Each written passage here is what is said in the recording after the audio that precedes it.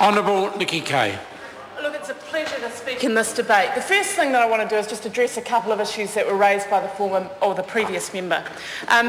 To get a lecture from the Labour Party about what the people are saying in Northland is ridiculous. There have been no Labour MPs there for a very long time because they're not campaigning there. They have left Willow Jean Prime under a bus, and we know that. I was door knocking there on the weekend, and I can tell you what they've been saying.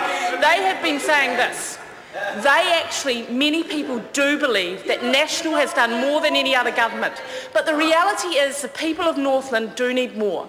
And the reality is that they do understand under-13s visits, more money to fix their schools.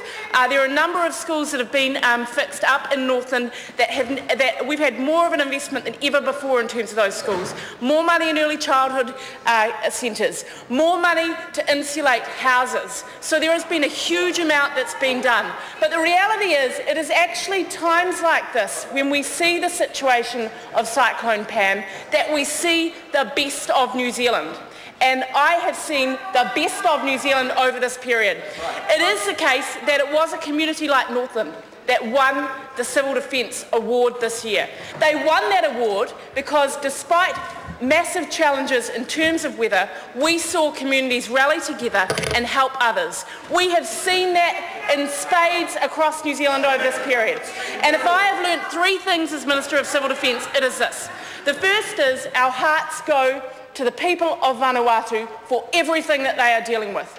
And some of the unsung heroes in New Zealand in terms of civil defence and in this country are our engineers. Because what we do know is sometimes the difference between massive losses of life in this country and having people saved is those buildings. We've seen that in Vanuatu, and one of the most powerful moments I have had as a Member of Parliament was sitting with a minister from Haiti.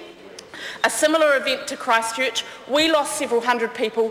They lost more than 250,000. That is the difference. So I want to pay tribute to the engineers of this country. The second thing I want to say is what an amazing job so many regions across New Zealand have done to prepare for this event. We have had evacuations in parts of Gisborne.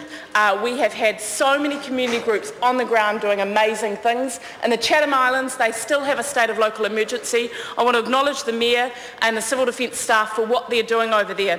They are still getting a bit of a battering, but we will be there to help them.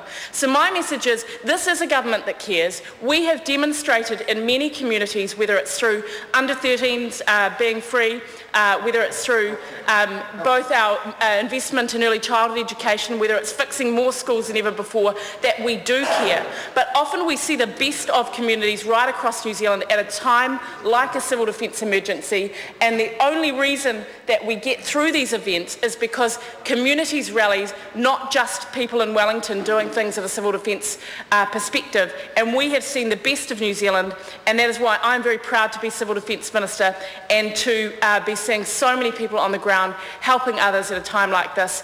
And part of that is some of the changes that we put in place, like shifting the Ministry of Civil Defence and Emergency Management into the Department of Prime Minister and Cabinet, so that agencies across New Zealand are rallied at a time like this. So I want to acknowledge the people of Northland for winning that Civil Defence Award this year. I want to acknowledge from my door knocking the many families that I've met and the fact that they have acknowledged what this government has done, but also that there is more to do in terms of investing in education and infrastructure, and we're the only government with a national MP that can provide that. But I also want to acknowledge all of the people across New Zealand that have helped others through this period, including the people of the Chathams that are going through quite a bit at this point in time.